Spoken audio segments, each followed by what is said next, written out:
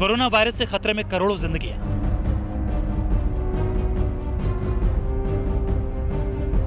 जानलेवा वायरस से दुनिया के 186 देश परेशान।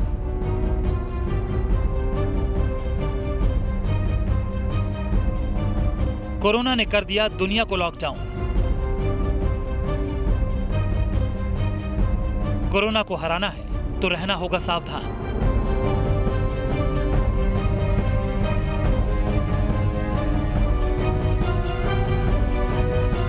सावधानी ही कोरोना से बचाव है। वैश्विक महामारी कोरोना से निश्चिंत हो जाने की ये सोच सही नहीं है। इसलिए प्रत्येक भारतवासी का सजग रहना, सतर्क रहना बहुत आवश्यक है।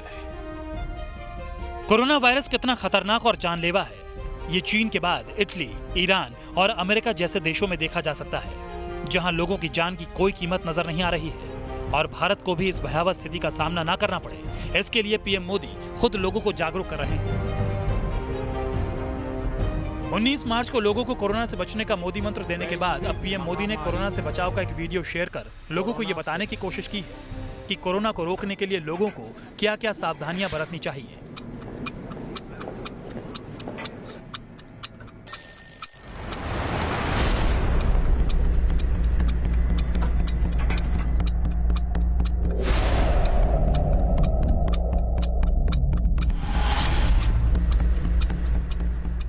पीएम मोदी ने कोरोना वायरस पर बने इस वीडियो को ट्वीट किया है, जिसमें दिखाया गया है कि कैसे एक शख्स की लापरवाही से कोरोना कई लोगों तक फैल जाता है।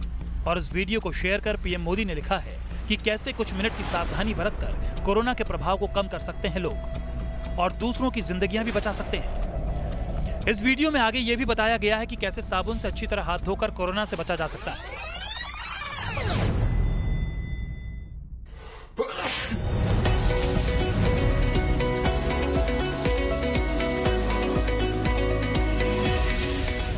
वहीं इस वीडियो को शेयर करने से पहले भी पीएम ने एक और ट्वीट के जरिए लोगों को कोरोना से बचने के 5 उपाय बताए थे, जिसमें लिखा था, हाथ को हमेशा धोते रहना चाहिए, कोहनी पर ही खांसना चाहिए, चेहरे को छूने से बचना चाहिए, कम से कम 3 फीट यानी 1 मीटर की दूरी बनाकर रखनी चाहिए, बीमार लगने पर घर में ही रहना चाहिए। साफ है, अगर भारत में कोरोना को हराना है तो हर देशवासी के लिए इस वक्त कोरोना को हराने वाले इस मोदी मंत्र पर अमल करना बेहद जरूरी हो गया है, क्योंकि कोविड-19 ड्रॉपलेट से बढ़ने वाली वो खतरनाक बीमारी है जिसमें छींकने या खांसने के बाद इसके ड्रॉपलेट हवा में बिखर जाते हैं और हवा में नमी होने पर ड्रॉपलेट ज्यादा देर तक जिंदा रहता है, जिससे इसके एक शरीर से दूसरे शरीर में फैलने की संभावना ज्यादा बनी रहती है। और ऐसे में कोरोना वायरस को हराना है तो लोगों को अपना बचाव खुद ही करना होगा। अगर हम एज्यूम करें कि हमको कोरोना वायरस हो गया है, ये सबसे बेस्ट तरीका है। आप एज्यूम करें कि हमको हो गया है तो हम कैसे रहें, हाथ धोएं, हर चीज में जो हम टच करें हम उसको सोचें कि यहाँ टेबल में हाथ लगाया है, टेबल को हमको साफ करके रखना चाहिए। खाना खा रहे हैं उसको बिल्कुल कवर करके रखना चाहिए, अलग से रखना चाहिए, बिल्कुल पास ना बैठे, बच्चों के साथ एकदम हग करके, बॉडी टच, फिजिकल टच, अपना हाथ को, ये अगर हम सोच लें कि हाथ में हमारा खून लगा हुआ है या हाथ में हमने मिर्ची काटी है, अगर आप नंगे हाथों से मिर्ची काटेंगे उसको आप लेके गाल में और आंखों में नहीं देंगे। ये सबसे इंपॉर्टेंट है, अपनी सेल्फ डिसिप्लिनिंग। अगर हम अपने आप का सेल्फ डिसिप्लिनिंग को बढ़ाएंगे तभी ये देखिएगा कि ये ऑटोमेटिकली थोड़ा सा डिस्टेंस हो जाएगा और ये इन्फेक्टिविटी फ्रॉम 3 पीपल वो 2 पीपल हो जाएगा, 2 पीपल से 1 पीपल। जब इन्फेक्टिविटी बिलो 1 पीपल होगा तभी जाके ये इन्फेक्शन कम हो सकता। शोध कहता है कि भारत के लोग एक घंटे में औसतन 23 बार अपने चेहरे को छूते हैं और कई बार इससे ज्यादा भी, जिससे कोरोना के फैलने का खतरा कहीं ज्यादा बढ़ जाता है। ऐसे में सावधानी बरतकर ही कोरोना को हरा सकते हैं। Team news nation. नमस्कार, आपके साथ मैं हूं विद्यानाथ झा। इस वक्त पूरा हिंदुस्तान यही कह रहा है कि कोरोना को हराना है और इस जहरीले वायरस को भारत से भगाना है, क्योंकि कोरोना वायरस इतना खतरनाक है कि ये देखते ही देखते एक से दूसरे देश को तबाह करता जा रहा है। चीन के वुहान के बाद कोरोना ने इटली को नया डेथ चैंबर बना दिया है, तो सुपर पावर अमेरिका समेत दुनिया के 186 देशों की सांसें इस वायरस की वजह से अटकी हुई है।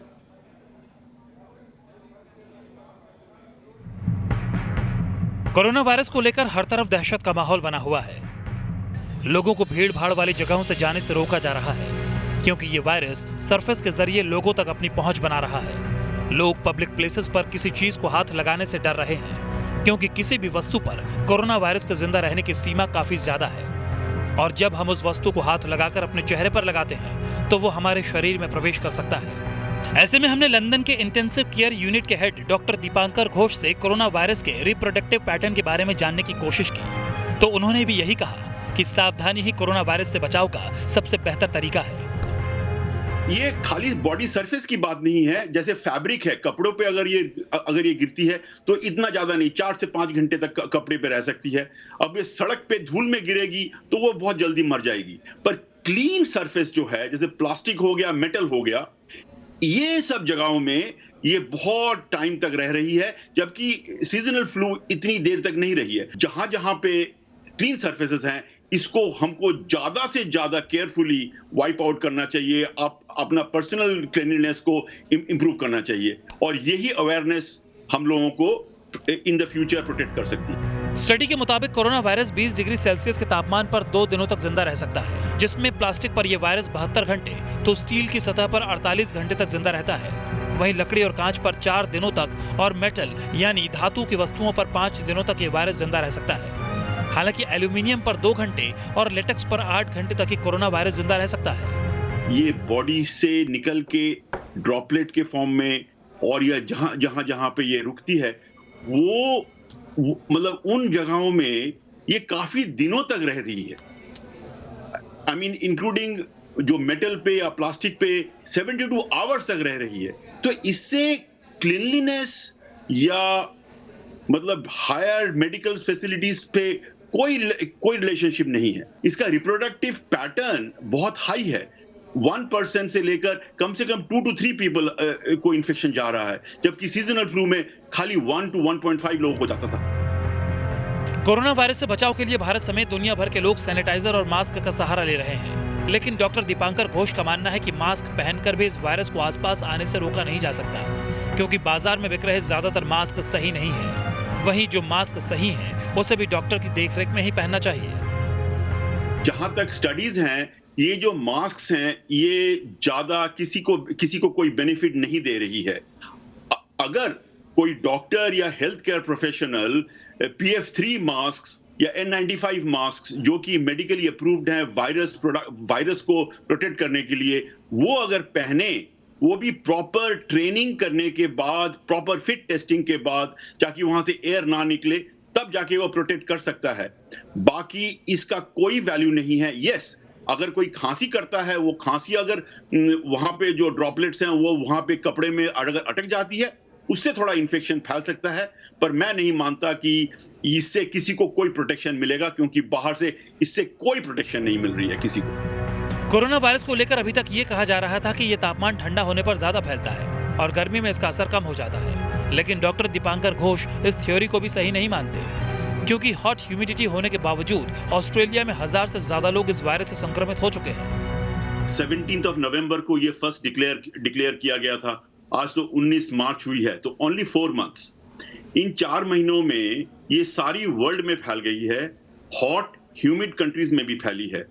तो अभी तक साइंस ये कंफर्म नहीं कर पा रही है कि ये हॉट ह्यूमिड एरियाज या टेम्परेचर में ये किस तरह से फैलेगी। देखिए, ऑस्ट्रेलिया में अगर फैल सकती है, विच इज अभी इस समय जब उस समय समर थी, तो हम इसको साइंटिफिकली नहीं कह सकते कि ये हॉट एंड ह्यूमिड कंट्रीज में फैलेगी कि नहीं फैलेगी।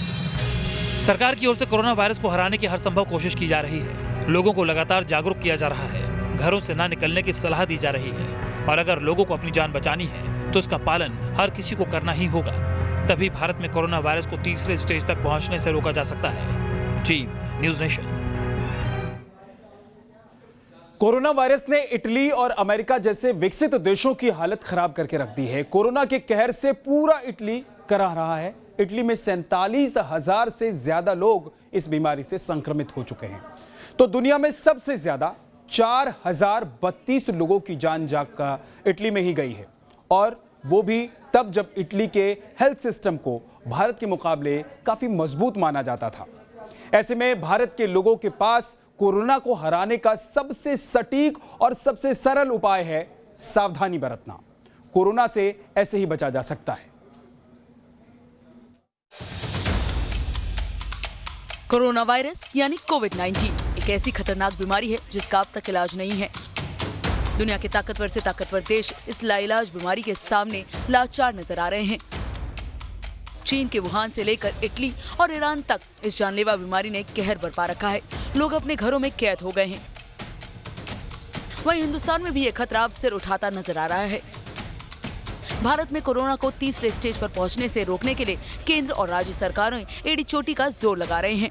लेकिन सवाल ये है कि जब इटली जैसे विकसित देश, जहां का हेल्थ सिस्टम भारत के मुकाबले कहीं ज्यादा मजबूत माना जाता था, वो कोरोना को भयावह बनने से नहीं रोक पाया, तो फिर कोरोना को तीसरे स्टेज में पहुंचने से कैसे रोकेगा?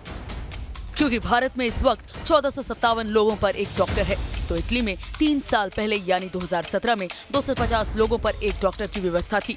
भारत में जहां करीब 700 लोग पर एक नर्स की व्यवस्था है, तो वहीं इटली में 2017 में ही करीब 150 लोगों पर एक नर्स की व्यवस्था थी। भारत के अस्पतालों में करीब 2000 लोगों पर एक बेड की व्यवस्था है, तो इटली में 2017 में ही करीब 300 लोगों पर एक बेड की व्यवस्था थी।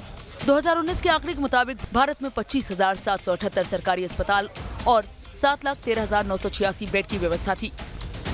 अगर भारत और इटली के सरकारी अस्पताल की भी तुलना करें तो इसमें भी इटली के मुकाबले भारत काफी पीछे नजर आ रहा है। हालांकि इसके पीछे जनसंख्या का भी काफी बड़ा रोल है और इसी वजह से भारत में एक व्यक्ति के स्वास्थ्य पर 130 गुना कम खर्च किया जाता है। 2017 की एक रिपोर्ट के अनुसार इटली में 1063 सरकारी अस्पताल थे, जबकि भारत में इस वक्त 26,000 से ज्यादा सरकारी अस्पताल हैं। हालांकि ज्यादातर सरकारी अस्पताल होने के बावजूद भारत में 65,411 लोग पर एक सरकारी अस्पताल है, तो इटली में 57,110 लोगों पर एक सरकारी अस्पताल। वहीं भारत में इस वक्त एक व्यक्ति पर औसतन 1000 रुपए ही खर्च किया जाता है, जबकि इटली में 2016 की रिपोर्ट के मुताबिक ही जहाँ एक व्यक्ति के स्वास्थ्य पर $2029 यानी कि करीब 1,30,000 रुपए खर्चा किया जाता था, जो पिछले 4 साल में और भी ज्यादा बढ़ गया था। लेकिन उसके बावजूद कोरोना ने इटली को सरेंडर करने पर मजबूर किया। साफ है, जब पूरी चाक चौबंद स्वास्थ्य व्यवस्था के बावजूद इटली कोरोना वायरस का मुकाबला नहीं कर पाया, तो फिर भारत कैसे इस जहरीले वायरस के कहर से निपटेगा? ये टेंशन बढ़ाने वाली बात है, क्योंकि भारत की जनसंख्या इटली के मुकाबले कई गुना ज्यादा है, जिससे भारत में इसके फैलने का खतरा भी कहीं ज्यादा है। और इसी वजह से भारत के लिए कोरोना वायरस को विकराल बनने से रोकना सबसे ज्यादा चैलेंजिंग काम है। हालांकि इटली के मुकाबले कमजोर हेल्थ सिस्टम होने के बावजूद भारत सरकार ने कोरोना पर अब तक काफी हद तक काबू पा रखा है, लेकिन अभी खतरा टला नहीं है और अगर सावधानी नहीं बरती गई तो आने वाले दिन काफी भयावह बन सकते हैं। Team news nation. Corona virus ने मजबूत स्वास्थ्य व्यवस्था के बावजूद इटली की हालत बद से बदतर बना दी है और इस वजह से भारत के लोग भी डरे हुए हैं। लेकिन ये डरने का नहीं, बल्कि इस जहरीले वायरस से लड़कर रोकने का और हराने का वक्त है। सरकार की ओर से इसके लिए हर जरूरी इंतजाम किए जा रहे हैं, कदम उठाए जा रहे हैं। लेकिन कोरोना वायरस से बचाव के लिए और कौन कौन से उपाय जरूरी हैं, इसे जानने के लिए हम देश के कई बड़े डॉक्टर से मिले। उनसे हमने पूछा कि आखिर इस वायरस से कैसे बचा जा सकता है। आपको बताते हैं, दिखाते हैं पूरी रिपोर्ट।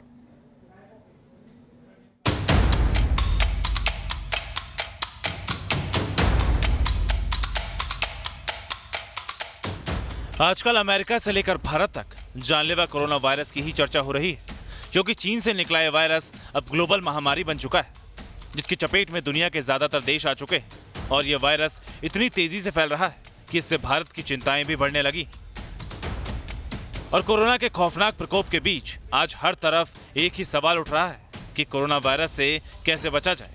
ऐसे में न्यूज़ नेशन की टीम पहुंची आरएमएल हॉस्पिटल के सीनियर डॉक्टर तरुण कुमार के पास और कैसे लोगों को कोरोना के खतरे से बचना चाहिए, ये जानने की कोशिश की। ये बह का टाइम नहीं है, ये प्रिकॉशन का टाइम है। इस टाइम आपको चाहिए कि एक सोशल डिस्टेंसिंग मेंटेन रखें, अपना हैंड हाइजीन, पर्सनल हाइजीन और अपना कॉफ हाइजीन मेंटेन रखें। हैंड हाइजीन का मतलब है कि जब भी आप किसी सरफेसेस को टच करते हैं जहां आप नहीं है, तो आपको अपना हैंड वॉश करना विद सोप। जहाँ वॉशिंग की फैसिलिटी नहीं है तो आप सैनिटाइजर कैरी कर सकते हैं। जो इंडियंस में हैबिट है कि प्रॉपरली थूकना, जगह जगह थूकना, उसको प्लीज़ अवॉइड कीजिए, क्योंकि ये भी एक सोर्स ऑफ इन्फेक्शन हो सकता है। आरएमएल के डॉक्टर तरुण कुमार ने लोगों को सावधानी बरतने की सलाह तो दी, साथ ही ये भी बताया कि अगर भारत में भी कोरोना वायरस स्टेज 3 तक पहुंच जाता है तो फिर किस तरह से इससे निपटना पड़ेगा। कि अभी जो इंडिया है स्टेज 2 में है, अभी स्टेज 3 नहीं आया है, तो कम्युनिटी स्प्रेड नहीं है। और किसी भी कंट्री में इनिशियल स्टेजेस में जितने गवर्नमेंट के पास रिसोर्सेज हैं वो इजीली उस चीज़ को मैनेज कर सकती है। लेकिन जो नेक्स्ट स्टेज आएगी डिजीज़ की, कुछ आगे आपको या तो प्राइवेट हॉस्पिटल्स लैब की हेल्प लेनी पड़ेगी या उनको इनिशिएटिव लेना पड़ेगा। आरएमएल के डॉक्टर तरुण कुमार से बातचीत के बाद हम पहुंचे child specialist doctor Ravi Malik के पास, क्योंकि पीएम मोदी ने 19 मार्च को दिए अपने कोरोना संदेश में कहा था कि कोरोना का खतरा सबसे ज्यादा 60 से ज्यादा उम्र के लोगों और 10 साल से छोटे बच्चों को है। ऐसे में हमने ये जानने की कोशिश की कि बच्चों पर कोरोना वायरस का कितना असर होता है और इस खतरे से अपने बच्चे को कैसे बचाया जा सकता है। जो कोविड-19 है, फॉर्चुनेटली इसका बच्चों के ऊपर ऐसी प्रेडिक्शन नहीं है जो कि पहले वाली बीमारियों के ऊपर है, लेकिन फिर भी बच्चों का एज ग्रुप वल्नरेबल होता है, तो उन्होंने कहा ठीक है उनको अननेसेसरी आप बाहर ना निकालिए। भारत में कोरोना वायरस का प्रकोप तेजी से बढ़ रहा है और लोग गर्मी का बेसब्री से इंतजार करने लगे। लेकिन क्या गर्मी पड़ने पर कोरोना का खतरा टल जाएगा? डॉक्टर मलिक से हमने ये भी जानने की कोशिश की। आप देखिए कि काफ़ी समय हो भी गया है, आने वाले समय में समर भी आ रही है, जबकि ये चीज़ें अभी पुष्टि नहीं हो पाई है कि ये पर्टिकुलर कोविड-19 वायरस जो है वो समर्स में कैसा बिहेव करेगा। लेकिन रेस्पिरेटरी इसके ऊपर बड़ी ही डिफरेंट टाइप की ओपिनियंस आ रही हैं और हमें देखना पड़ेगा कि ये समर आने पे कैसा बिहेव करता है, क्योंकि अभी भी जिन कंट्रीज में समर है वहाँ पर भी ये फैला है। साफ है, कोरोना खतरनाक है, कोरोना का वायरस जानलेवा है, लेकिन अगर हम सावधानी बरतेंगे तो इस जानलेवा वायरस को अपने पास आने से रोक सकते हैं और इसके साथ साथ देश के बाकी लोगों की भी जान बचा सकते हैं। दिल्ली से मधुरेंद्र कुमार के साथ team news nation. Corona virus के विकराल रूप लेने में भारत इटली से 1 महीने और अमेरिका से 15 दिन दूर है। ऐसे में और क्या-क्या इंतजाम करने की जरूरत है, आपको एक रिपोर्ट दिखाते हैं। भारत में कोरोना वायरस जिस तरह से पांव पसार रहा है और संक्रमित मरीजों की संख्या दिनों दिन बढ़ती जा रही है, आने वाले कुछ दिन देश के लिए बेहद मुश्किल हो सकते हैं, क्योंकि चीन, इटली और अमेरिका जैसे देश में जिस तरह से कोरोना वायरस ने विकराल रूप लिया, उसे देखते हुए ऐसा माना जा रहा है कि अगले कुछ दिनों में कोरोना संक्रमित मरीजों की संख्या भारत में भी काफी ज्यादा हो सकती है। ऐसे में हमने PMSF के अध्यक्ष डॉक्टर हरजीत भट्टी से ये जानने की कोशिश की कि क्या अब वो वक्त आ चुका है कि प्राइवेट लैब्स को भी आने वाले कोरोना खतरे के लिए तैयार कर देना चाहिए।